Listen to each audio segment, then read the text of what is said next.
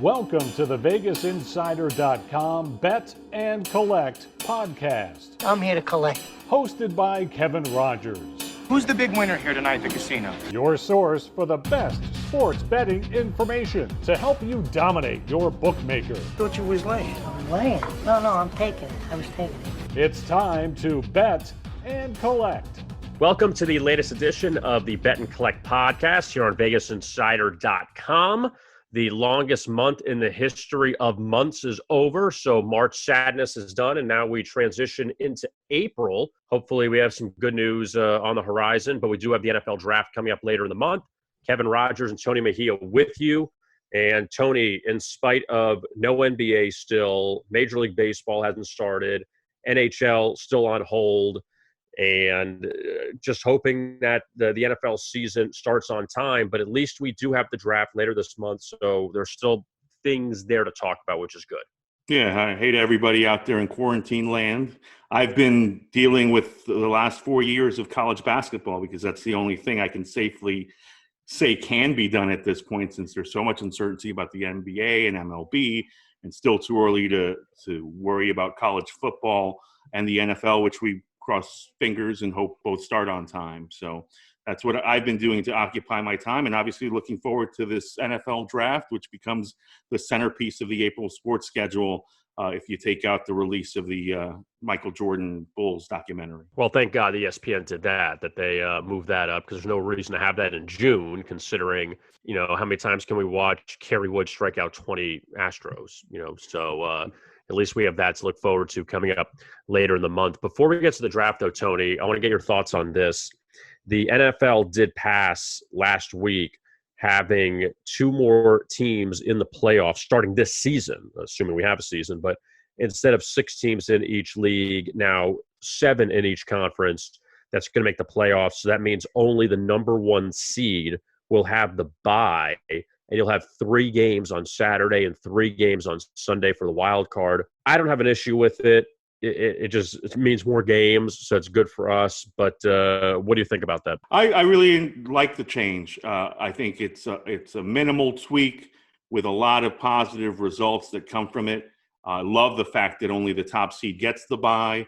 And, let's face it, you have a team that is 7-7 heading into week 16. And they are probably going to shut off the lights from an effort standpoint, unless you have that extra carrot of being able to get into the playoffs. Now there will be probably more teams that go into that week with some life, and that should lead to better football. I have absolutely no issue when people say that, you have more teams, it's going to water it down. Major League Baseball did a great thing years ago by having the wild card, because those teams are still pretty good. And even if you're a 9-7 team that gets that number 7 seed, then who knows what kind of run you can go on. But on the flip side, Tony, let's look back through the last few years. Usually you have a 1 or a 2 seed. And granted, again, that 2 seed now is at a disadvantage. They don't have the bye. But it's usually a 1 or 2 seed that's in the Super Bowl. Kansas City and San Francisco were 2 of the top teams. And we know Baltimore was the 1 seed, but Kansas City still had a bye in the opening round of the playoffs. So I don't see an issue with this, because history has shown you don't get a lot of wild cards going to the Super Bowl anyway. No, absolutely. And we both anticipate that the Chiefs and Ravens are going to be the 2 teams with the top record in the AFC. In the previous format, I think both would be satisfied with a first-round bye, regardless of the home field advantage, and would sit guys out week 16 and 17 if they have their divisions wrapped up. Now they're in a chase to be the 1 team that gets to rest on that wild card weekend. So that spices that up as well. Yeah, because having the number 2 seed was still, I don't want to say like a 1, because you'd have a home game in the second round, and you hope if that 1 seed got knocked out, then you could maybe have home field in the conference championship. But the number 2 seed, now it's a lot, because you can play an extra game in the opening week. Now, FanDuel came out with the odds to make the playoffs, and I find some of these numbers interesting. We'll go over them. Obviously, the one team everyone is talking about, the Tampa Bay Buccaneers, because of Tom Brady now going to the Bucs, and those numbers have changed. Tampa Bay minus 154 to make the playoffs at FanDuel, plus 126 for no. And just to compare that to some of the other top teams in the NFL. The Chiefs are by far the favorite at minus 800 to make the playoffs. Baltimore minus 550 to make the playoffs. San Francisco minus 440. New Orleans minus 350.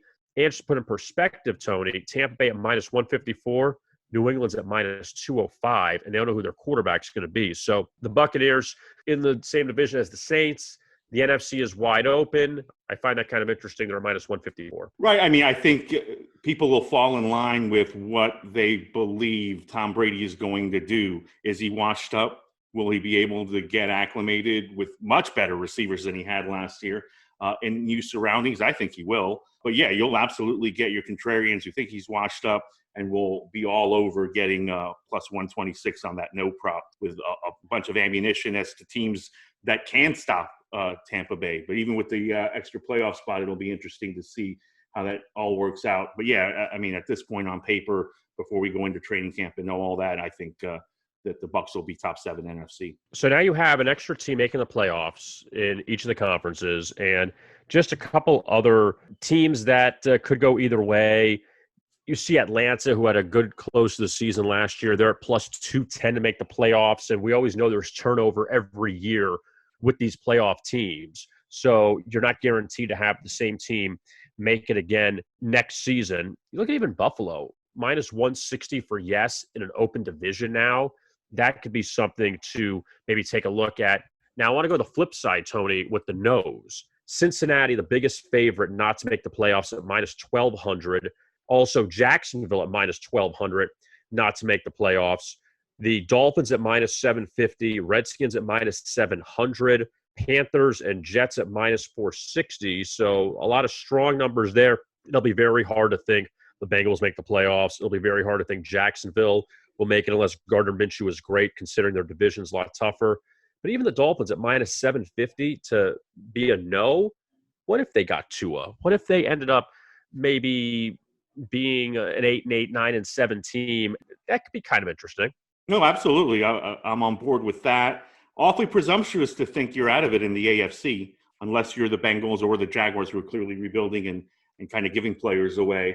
The Raiders, I think, are interesting at plus 240, considering Las Vegas will be different for everybody. But, you know, Mariota's there now to kind of push Carr, and they have a lot of talent there. If their defense can stay healthy this year. They missed a lot of players that they were counting on last season, and I think that was part of the reason they ran out of gas defensively. So they're an interesting team. But, yeah, you mentioned the Dolphins.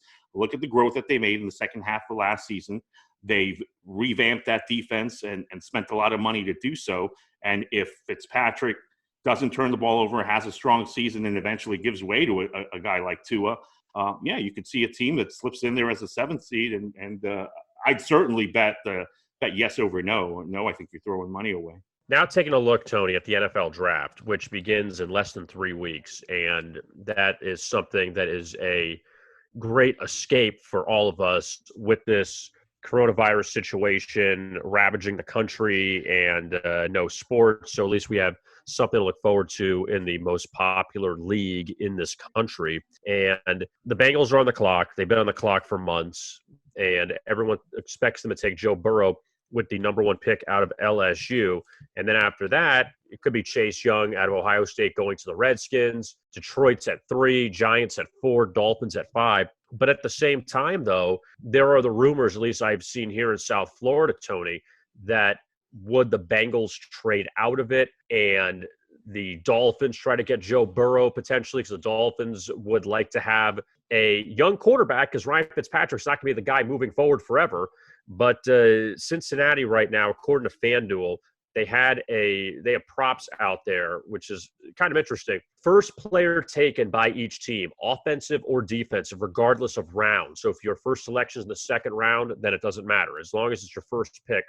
Bengals are minus 3,500 to select an offensive player at number or with their first pick. So you'd expect it to be Burrow, but there's absolutely, I guess the first question is, how shocked would you be if the Bengals traded out of it? I'd be a little shocked just because they need a quarterback that desperately, but how shocked would you be if Cincinnati traded out of that?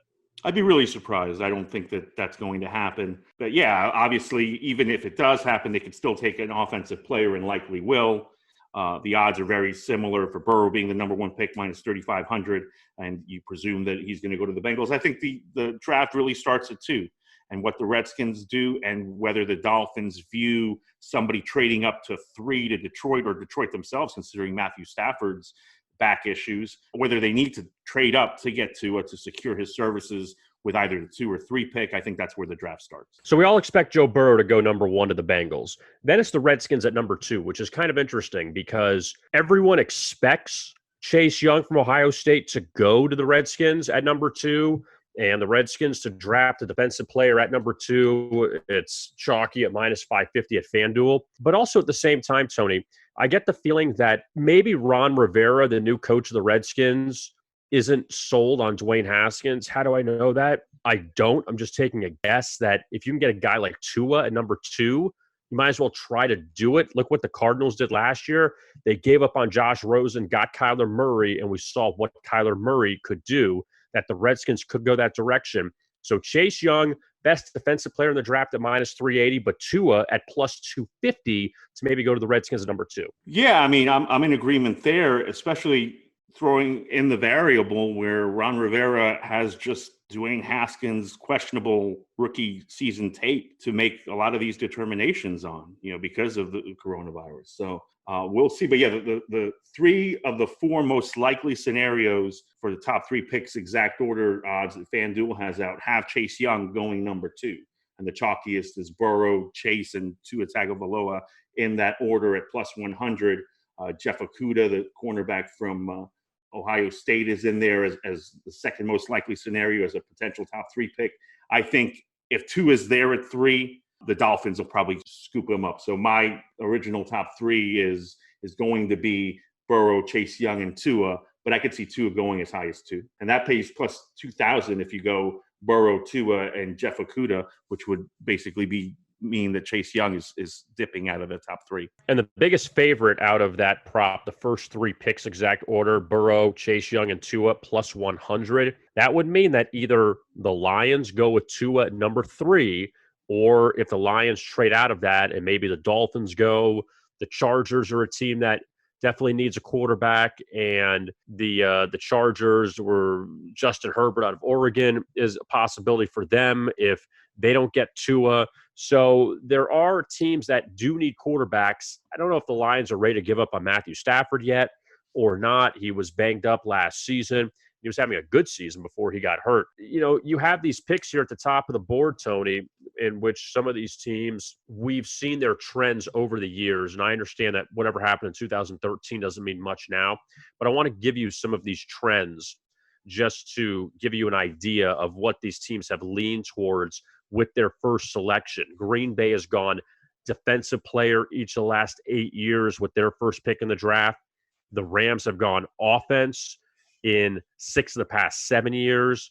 The Giants have gone offense 7 of the past 8 years. Jets have gone defense 9 of the past 10 years. The only offensive player was Sam Darnold taken with their first pick back 2 years ago. And Pittsburgh has gone defense the last 7 years. So there are teams that do have trends going one way or the other.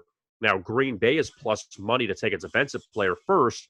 So with all that being said, I'm not really going to set you up for anything there, but you just wonder if these teams will continue to trend that way, or obviously your needs are different this year and just go a different direction. Yeah, I mean, the Packers have a new voice there in LaFleur, and I'm sure he would want to get Aaron Rodgers additional help. They're going to lose an offensive lineman up front, so maybe you look in that direction. The Jets certainly have to give Sam Darnold some receiver help. I think at 11, they're looking at one of the top receivers available. They might all be there, both Judy and CeeDee Lamb. So I think they go receiver there, and I would definitely be in on an offensive player on that prop. Now, what have you been looking at as far as SEC versus the field and some of those other props out there? Well, the SEC's had 12 players taken in the first round twice, 2013 and 2017. That's the record. If we could only bet on that record being broken, the juice would be extremely high, but I would do that. Consider it a lock. There will be at least 13 SEC players taken in this first round. FanDuel has set the number at 15.5. That's your total. So half of the first round would need to be SEC players for you to cash on that over, and that's the favorite. It's minus 152. So there's a couple of ways that you can bet the under. The under is plus 120. But if you want an additional pick, so 16 players instead of 15, you could push in the SEC against the field prop that's out there. The juice on that is both minus 112 for over-under, and a push voids the bet both ways. So, yeah, I think at this point I'm breaking it down. You can check this weekend on Vegas Insider for a call on that from me.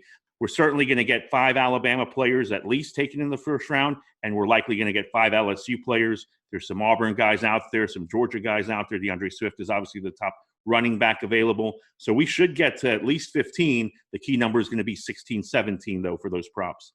Taking a look at some of these colleges and how many players will be drafted in the first round, according to FanDuel. Tony said maybe 5 Alabama players going in the first round.